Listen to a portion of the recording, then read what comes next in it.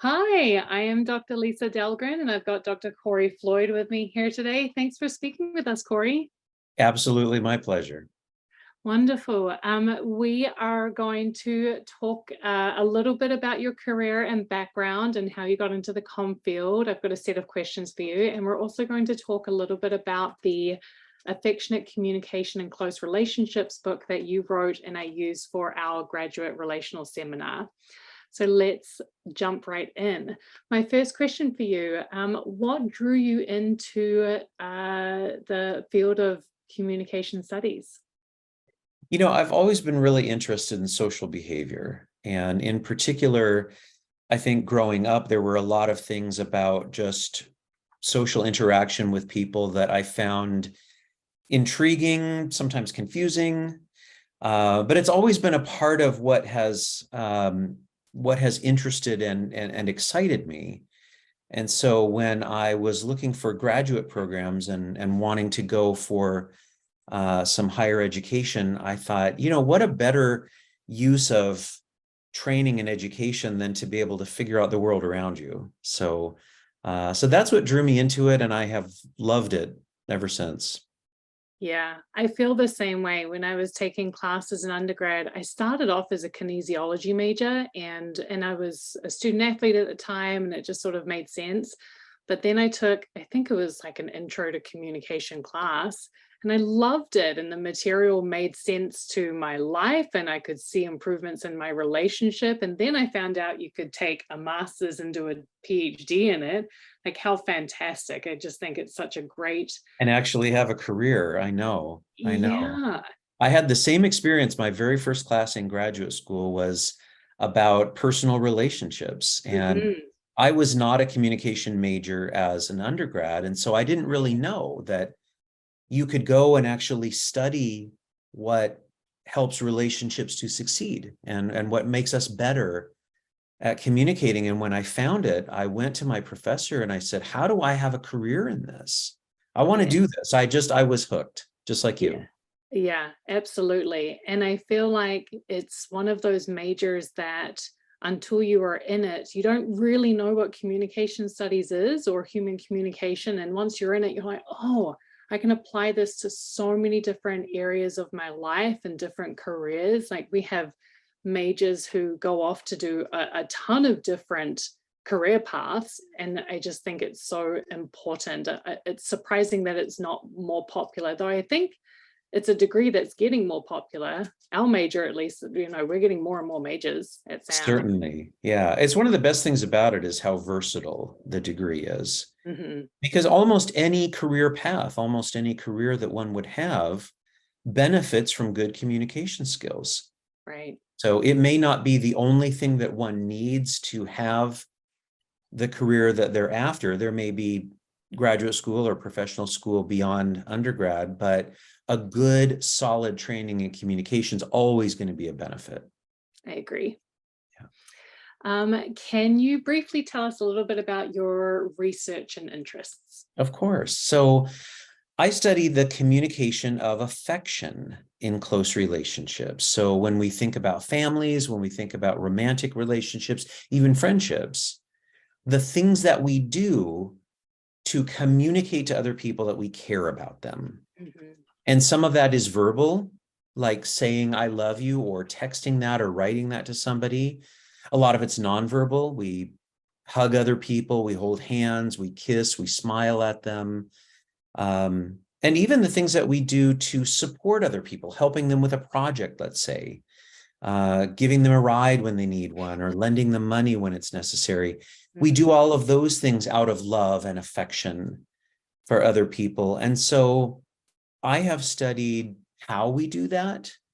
I've speculated about why we do that and the ways in which it benefits our relationships.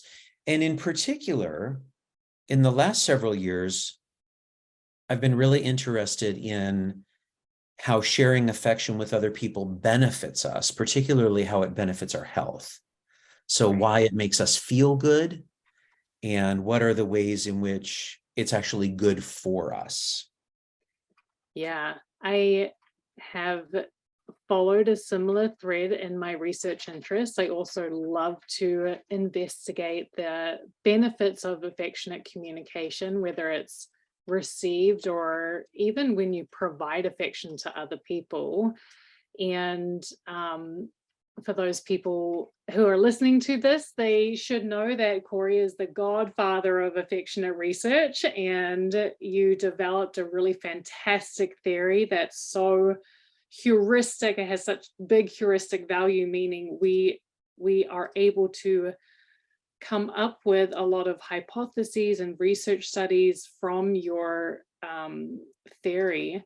And how have you felt that the affection exchange theory, well, I guess when did you start thinking about affection as a theory, and when did it really solidify as a theory for you in your career? Yeah, it started actually when I was a graduate student, and I was in a class that required us to begin putting a theory together as one of the assignments. And so I started thinking about what I was interested in and realizing that there weren't any theories about affectionate communication at the time. So I started putting pieces of it together. This was probably, well, this was close to 30 years ago, actually. And of course, what I was putting together at the time, bears little resemblance to what the theory looks like now, but that's just an illustration of the idea that a theory is always a work in progress. It's always an idea that gets built upon and challenged and modified and tweaked here and there.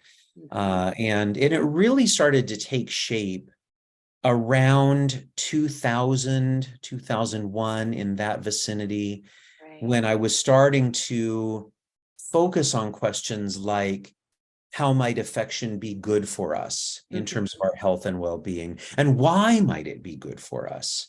What Right. connection would something like communication have to processes that go on in the body? It was a question I hadn't really considered earlier in my career. And so when I started playing with those ideas, that's when the theory, as we know it now, really came together. Right. Fantastic. Do you think that, my next question for you is, what is something that you're especially proud of in your career? And I imagine that an answer might be developing affection exchange theory, but it might not be. Maybe there's multiple things, and you should be very proud. You're a fantastic scholar and a wonderful person. But is there one or two things you can think of that you're especially proud of in your career? Well, honestly, the answer that comes to my mind, first of all, is I'm proud of the graduate students I have trained over the years and the accomplishments that they have had. And that includes you, Lisa. Thank you. For those listening who may not know, Lisa was one of my PhD students years ago. And just the most wonderful thing about being a college professor at a research university is the ability to train future college professors and future researchers, and then to be able to see the careers that they have and what they're able to do as teachers and as mentors and as writers and researchers themselves. So number one on my list of things to be proud of is all my kids, all my students that I've trained over the years who are just doing wonderful things. And it's such a joy. I mean, it's such a joy to be able to see that. Nice. And way down on the list, I think, would be the discoveries I've been able to make with respect to affection, not only because they've kind of helped us understand the role of affection in our lives, but also because in the communication field, they have helped to spur on the idea that social behavior is related to what happens in the body.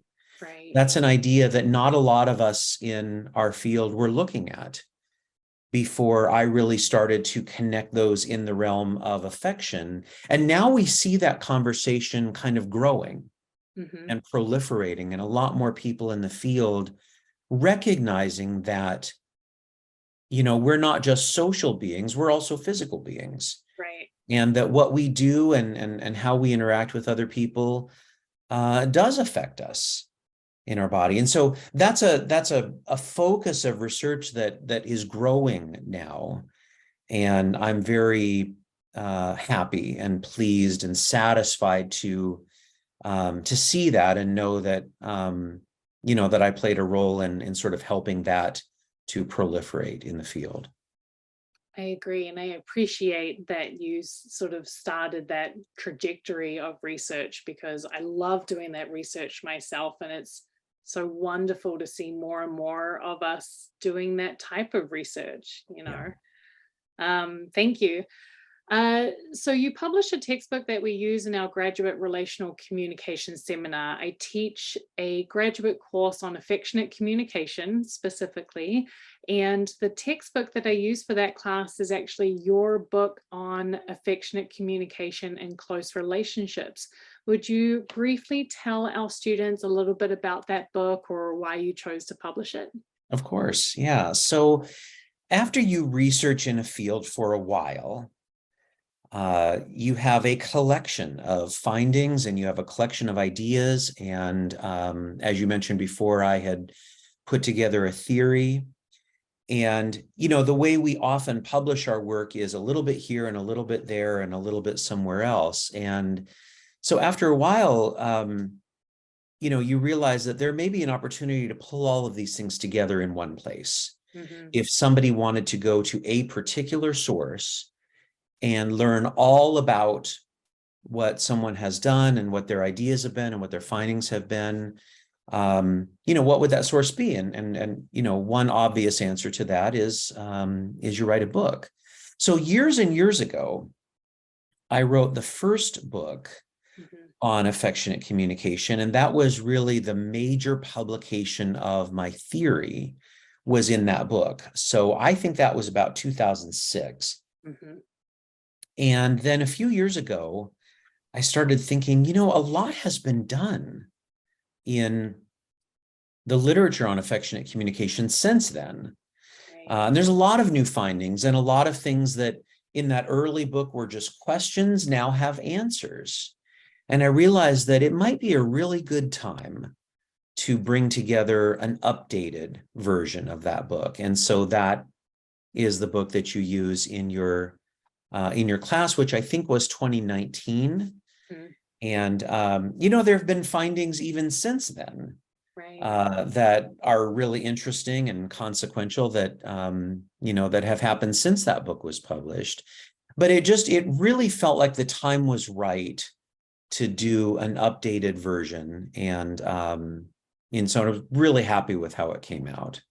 Yes, it's fantastic. And my students love to read it. And each chapter gives such a good insight, not even just into the theory, which it does, but also into different relationship types and different communicative behaviors. And there are sections on physiological outcomes or psychological outcomes or even relationship quality outcomes. It's really everything that you would want to learn about affection summarized in this one succinct book. It's such a great textbook. Thank you for writing it. Well, thank you for the compliments. I appreciate it. I have two more questions for you to squeeze in. What was your favorite part of writing that book? What do you hope students sort of get out of it? Oh gosh, my favorite part of it was to be able to really dig into the work. Obviously I'm familiar with the work in affection that I have done, but it gave me an opportunity really to dig deeply into the work that other people have done. Both people who are connected to me, like my former students, but also people in other parts of our field or in other disciplines. And to really get to revisit and learn what advances they had made in the work. And I was really amazed when I was done with the book. I kind of went through all of the sources that I had referenced. I went through the bibliography in the book, and I was pretty amazed at how much of the work had been done since the previous book had been published. Yeah. So just to be able to see all of this new discovery being done. And what I hope students get from the book, especially graduate students who are maybe thinking about a research career of their own, or maybe at least thinking about research questions that are interesting to them, is that maybe it will spark some ideas about how they can take what has been done and build upon it. Yes. So anytime I write a book or I'm writing a large product like that about research, I'm always thinking not only about what do we know, but what are interesting questions that we don't have the answers to yet. Right. And it was really interesting for me to see how many questions I posed in the 2006 book that had no answers at the time that now do have answers. Right. And yet there still are questions now that need discovery and that need attention. So I hope that students will look at it and, on one hand, learn what we know, but on the other hand, ponder what we don't know. Yes. I think there's still so much room for more research, and my students come up with fantastic questions that we would love to explore in the future. So I agree. And that's the best thing. I You do. know, findings are great, but questions are, you know, they spark possibility for Yes. us. And they're fun. And they are. Yeah, they are. My very last question for you, and I know I'm running out of time, but quickly, where do you see the communication field going in the future? Oh, in 25 different directions at Yes. once. We are proliferating at a rapid pace to recognize how communication infuses so many different elements Yes. of the human condition. And so, you know, it's hard to say. Obviously, communication technology is an important direction, and as the ways that we communicate in our lives proliferate, research is scrambling to catch up and understand that. I think communication is making great strides in being able to foster conversations about diversity and about equity in our society, and recognizing aspects of experience that haven't gotten a lot of attention, which I think is a wonderful thing.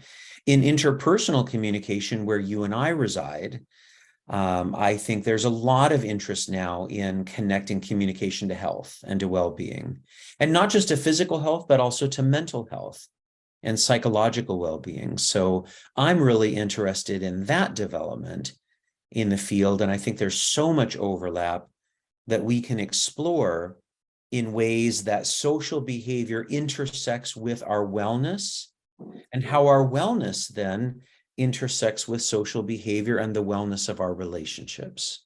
Yes. So those are just a few examples of where I see the field rapidly moving forward. That's wonderful. Thank you so much for your time today. I've really enjoyed speaking with you. Well, you're so welcome. I always love talking to you.